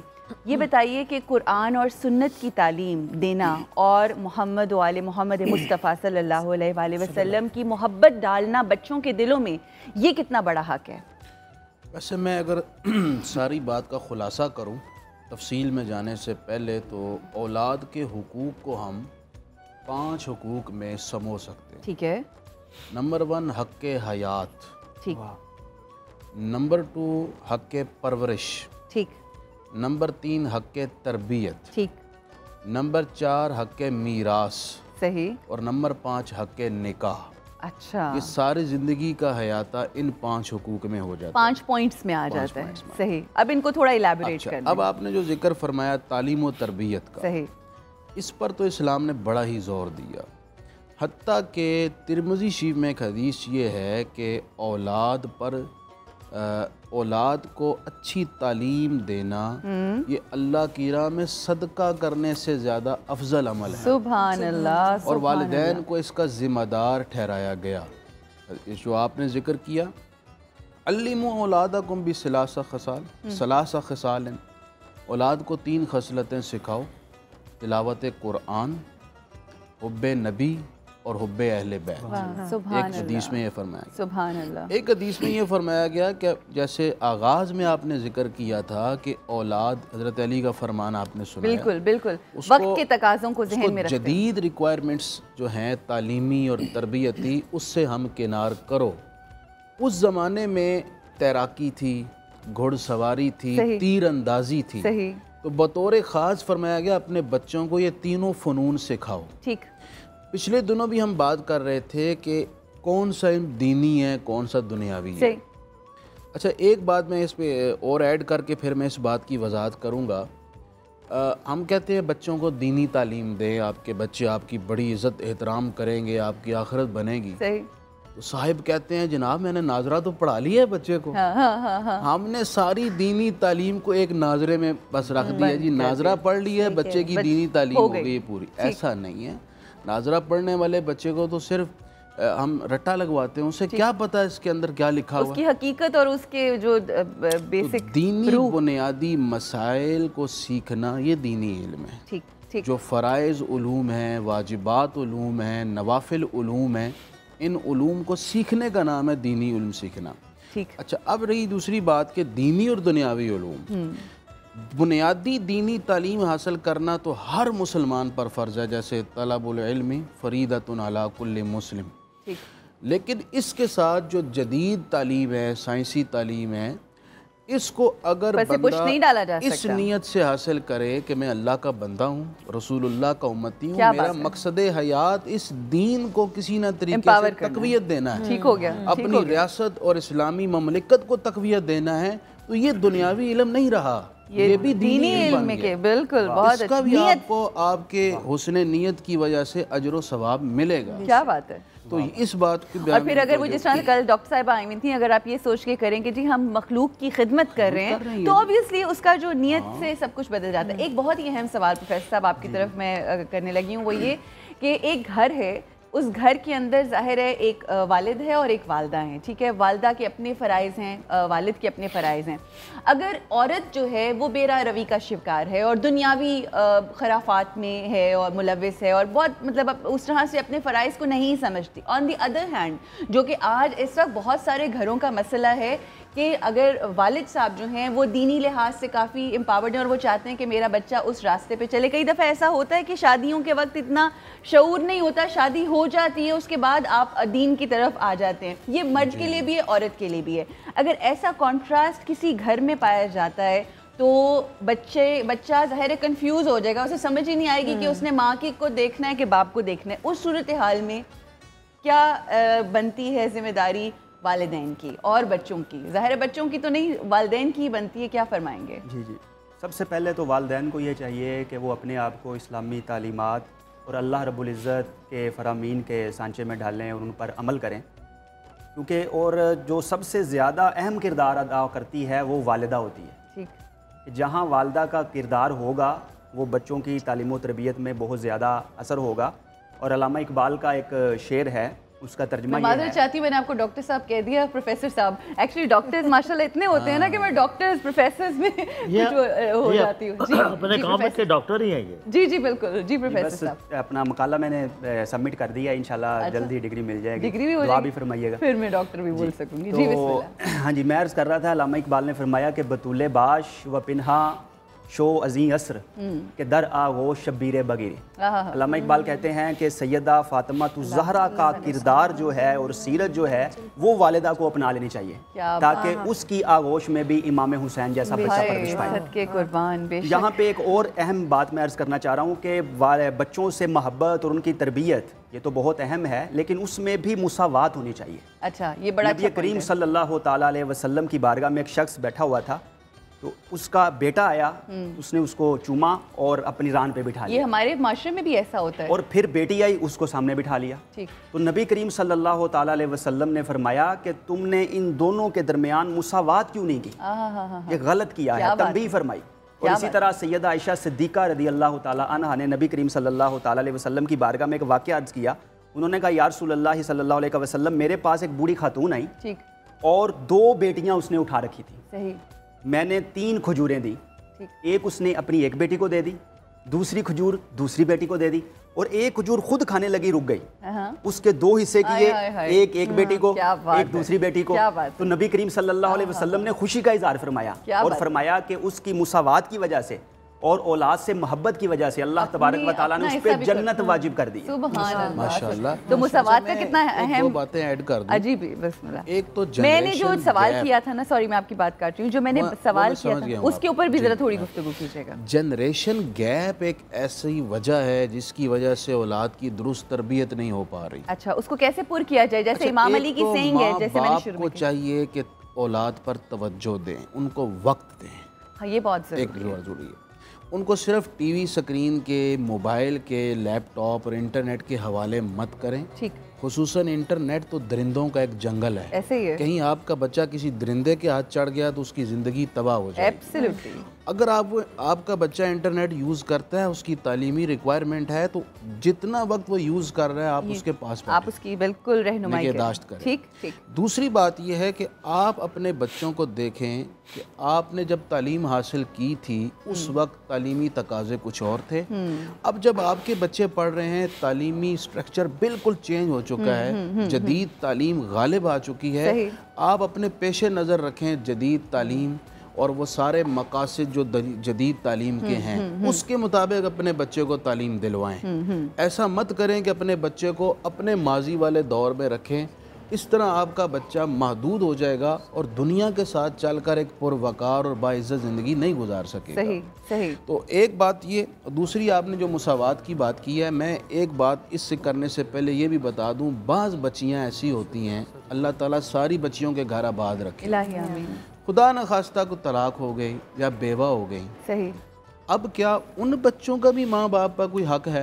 सही, ये भी बहुत अहम सवाल है। इब्ने माजा शरीफ में इसका जवाब है। अच्छा, नबी करीम जो बच्चियां शादी हो जाती हैं और वापस आ जाती हैं, उनके साथ कई दफा बड़ा गलत सलूक किया जाता है। सही, उसको घर वाले कबूल नहीं करते, बहन भाई और भाभीियों का रवैया बड़ा बुरा होता है, बोझ समझते हैं। तो नबी करीम सल्लल्लाहु अलैहि वसल्लम ने मुतल्लका या बेवा जो अब माँ बाप की सहारे की मोहताज हो गई है, ठीक है, न आप सल्लल्लाहु अलैहि वसल्लम ने बतौर ख़ास फरमाया तुम्हें मखलूक पर सदका करने से आला और अफजल सदका ये होगा तुम अपनी उस बहन और उस बेटी की खिदमत करो। इस्लाम ऐसा दीन है, कोई गोशा तिश्ना नहीं छोड़ा। क्या बात है। इस खातून को अभी अकेला नहीं छोड़ा, इस्लाम सहारा देता है, माँ बाप बहन भाइयों पर फरीज़ा आयद करता है कि अब मिलकर सोसाइटी में उसको बाइज़्ज़त ज़िंदगी गुजारने के लिए तुम मदद फराहम करो। मुसावात की आपने बात की, एक सहाबी थे नोमान बिन बशीर, उनके वालिद थे बशीर बिन साद, ठीक, उन्होंने अपना एक ग़ुलाम अपने बेटे नुमान को दे दिया, ठीक है, और कहा या रसूलल्लाह मैं अपने बेटे को ग़ुलाम दे रहा हूँ। आपने फरमाया क्या अपने सारे बेटों को ग़ुलाम दे रहे हो? क्या बात है। नहीं जी, सिर्फ इन्हें दे रहा हूँ। सही। तो फरमाया फिर मुझे अपने इस जुल्म पर गवाह मत बनाओ। तुम औलाद में तफरीक और तकसीम और अदमे मुसावात करके ऐसा भी होता है अक्सर समय, आपकी बड़ी मैं माज़रत चाहती हूँ, कई दफ़ा ऐसा होता है कि जो बच्चे ज़रा ज़्यादा कमा रहे होते हैं और सोशली बहुत वेल सेटल्ड होते हैं तो उनके साथ माँ बाप का रवैया मुख्तलिफ होता है, और वो बच्चे जो उतने वेल सेटल्ड नहीं होते और उस तरह से सपोर्ट नहीं कर रहे होते उनको लान तान भी हो रही होती है। ठीक है, ये भी एक और बड़ा इम्पोर्टेंट है कि माँ बाप देखते हैं कि हमारा प्रोफेशन ये रहा है, सही, तो बच्चे के ऊपर इम्पोज किया जाता है कि अब मैं डॉक्टर हूँ तो आप भी डॉक्टर बनो। बच्चे के एप्टीट्यूड के मुताबिक बच्चे का जो है ना करियर जो है वो सिलेक्ट करना चाहिए। It's very important. बच्चे की तवज्जो देखें किस जानिब है और उसको उसके रास्ते पर चलाएं। सही। अच्छा, एक मैं बात पूरी कर दूं। जी बिस्मिल्लाह। बाज़ औक़ात ऐसा होता है कि बच्चों में से 3 बच्चे खुशहाल हैं, एक बच्चा ज़रूरतमंद है। सही। तो जो ज़रूरतमंद है उसको उसकी ज़रूरत दे देना और उसकी दूसरे बच्चों से ज़्यादा खिदमत कर देना, ये मुसावात के मुनाफी नहीं है। सही, ये बल्कि जो माँ बाप की ज़रूरत थी नान नफ़का पूरा करना, ये वो ज़रूरत पूरी कर रहे हैं। बहुत अच्छी बात, बड़ी खूबसूरती से बात को मुकम्मल किया। बिल्कुल हमारे पास वक्त थोड़ा है, मैं आखिर में कहना चाहूँगी माँ बाप का रवैया कैसा होना चाहिए। आजकल ये बात छोटी सी है मगर माँ बाप के पास बच्चे आते हैं, कोई छोटा सा बच्चा आएगा, बाबा ये देखे मैंने ये किया या मामा ये देखे मैंने किया, तो वो अपने फ़ोन में और बाकी सारी चीज़ों में इतना मसरूफ़ होती है कि उनकी तरफ देखना भी उनको बल्कि झाड़ देती है। क्या फरमाएंगे? बस अब ये आखिरी इसी नोट के ऊपर हमें जाना है। मुझे भी आखिर में ज़्यादा टाइम देना आ जा रहा है। जी इंशाल्लाह। जी, इस हवाले से नबी करीम सल्लल्लाहु अलैहि वसल्लम का उसवा हमें ज़रूर पेश नज़र रखना चाहिए कि आप सल्लल्लाहु ताला अलैहि वसल्लम बाज़ वक़्त मजालिस में बैठे होते हैं, गुफ्तगू फरमा रहे हैं, सैयदा फ़ातिमा ज़हरा तशरीफ़ लाती हैं, हाजिर खिदमत होती है, उठ के खड़े हो जाते हैं, आपकी पेशानी को बोसा देते हैं, क्या बात है, आपका हाथ अपने हाथ में लेके उसको बोसा देते हैं। बात है। और हज़रत सैयदा आयशा सिद्दीक़ा एक दफ़ा बीमार थी तो हज़रत अबू बकर सिद्दीक़ उनके पास तशरीफ़ ले गए और आपने फरमाया कि मेरी बेटी तुम्हारा क्या हाल है, और आपके रुखसार पे बोसा दिया। तो बच्चों के साथ शफ़क़त और मोहब्बत ये तो बहुत ज़्यादा ज़रूरी है। और एक बात और बहुत बड़ी ज़्यादा अहम है, वो ये है कि हम जब बच्चा कोई गलती करता है तो उसको प्यार के साथ समझाना चाहिए और खुद समझाना चाहिए। अगर किसी और को कहेंगे तो नफ्सियाती तौर पे बुरा असर पड़ेगा, ये फिर कम्युनिकेशन गैप आ जाएगा। खुद समझाना चाहिए, अलहदगी में समझाना चाहिए। बेहद शुक्रिया। आखिर में एक छोटी सी दुआ के साथ जो कि है बहुत बड़ी, मैं रूफी साहब की तरफ जाऊंगी। सहीफा सज्जादिया में इमाम सईद सज्जाद अलैहिस्सलाम फरमाते हैं कि बारे इलाहा अपने बच्चों को तरबियत देने, अदब से आरास्ता करने और नेकियों से सजाने में तू मेरी मदद कर। ये जनाब सईद सज्जाद अलैहिस्सलाम की दुआ, और यही हमारी दुआ कि हमें तौफीक दे कि हम अपने बच्चों को सही तरीके से पाल सकें। मेरा ओवर टू यू। मेरा अल्हम्दुलिल्लाह एक पूरा महीना 92 के साथ एक ताल्लुक़ रहा और ट्रांसमिशन में यहाँ शामिल रहे। मैं कल अल्हम्दुलिल्लाह जा रहा हूँ मदीना शरीफ। मैं ज़ाती तौर पे मियाँ हनीफ़ साहब जो मालकान हैं, मियाँ रशीद साहब, असलम तरीन साहब, बेटी सौबिया करम, उमर साहब हैं, काजी उवैस साहब हैं, तहरीम बेटी है, इन सब का तहे दिल से शुक्रगुज़ार हूँ। बहुत ज़्यादा इन्होंने शफ़क़त वाला हाथ रखा। और यहाँ पर 6 कैमरामैन हैं, मैंने नाम लिखे, मैं भूल ना जाऊँ। हारून साहब, इरफान साहब, फैसल साहब, शहजाद बाबर, साजिद साहब, सग़ीर अब्बास, अहमद अली, उज़ैर साहब, ये कैमरामैन हैं। इन्होंने भी इतनी मोहब्बत की है, मैं आपको बयान नहीं कर सकता। हमारी आवाज़ें इतनी अच्छी नहीं हैं, इनको अच्छा करके पेश करने वाले जो हैं वो साउंड सिस्टम के मुबश्शिर साहब हैं, असद साहब हैं, और हमारी बेटी मुनीरा जिन्होंने तरह तरह के खाने खिलाए हमें, और इफ्तारी का घर की जो होम सिकनेस है वो नहीं आपने होने दी हमें। बेशक। मुफ्ती साहब के हम बड़े शुक्रगुजार हैं कि हमेशा स्माइलिंग फेस से, और हमने इनसे बहुत कुछ सीखा है। और आखिर में हमारे इस पूरे प्रोग्राम की जो कप्तान है उरूज, मेरी बेटी, अरे मैं आपका तहे दिल से शुक्रगुजार हूँ। मैं यहाँ से मैंने बहुत कुछ सीखा है, मैंने आपसे भी बेटा सीखा है। ऑनेस्टली बीइंग ए टीचर मैं बच्चों स्टूडेंट से भी सीखा, मैंने बहुत कुछ, आज से भी बहुत कुछ सीखा। मैं पूरे 92 से खुदा की कसम बड़ी मोहब्बतें लेके जा रहा हूँ, और इंशाल्लाह आप कहें ना कहें आप सबका सलाम आका सल्लल्लाहु अलैहि वसल्लम की बारगाह में पेश करूँगा। और अब आप मोहब्बतें लेके जा रहे हैं ना, मगर हमारे सेट को उदास करके जा रहे हैं। अब ये जो 7 दिन गुजरेंगे ये हम जानते हैं, ये हमारा अल्लाह जानते हैं, हम बहुत उदास होंगे। 7 दिन नहीं, आपके थोड़े दिन गुजरेंगे जी। 6 दिन हमारी जब ईद का होता है ना, तो हमारा होता है कि ज़रा पहले हो जाए, और जब रोज़ा है वो तो फिर हम चाहते हैं ज़रा देर से शुरू हो जाए। मगर आप जा रहे हैं, आप खैरियत के साथ जाएं, खैर व बरकत। अब मैं एक कलाम जो मैंने आखिर में पढ़ना था, मैं आज ही वो पढ़ रहा हूँ। बिस्मिल्लाह बिस्मिल्लाह बिस्मिल्लाह। अलविदा बादीदाएनम माहे रमज़ान, अलविदा अलविदा बादीदाएनम माहे रमज़ान, अलविदा कह रहा है आज तुझको हर मुसलमान, अलविदा तेरे आने से हुई थी जिस्मो जान में रोशनी, तेरे आने से हुई थी जिस्मो जान में रोशनी, एक महीने तक रहा तू नूर अफ़शान, अलविदा अलविदा बादीदाएनम माहे रमज़ान, अलविदा राफ्ता राफ्ता तेरे जाने की घड़ी आ ही गई, रफ्ता रफ्ता तेरे जाने की घड़ी आई गई, ऐ मुबारक मेहमान बा चश्मे गिरियां, अलविदा हम रहे जिंदा तो दे देखेंगे तुझे अगले बरस, हम रहे जिंदा तो देखेंगे तुझे अगले बरस। रुखसत माहे मुकर्रम माहे ज़ीशान, अलविदा अलविदा माहे रमज़ान, अलविदा कह रहा है आज तुझको हर मुसलमान।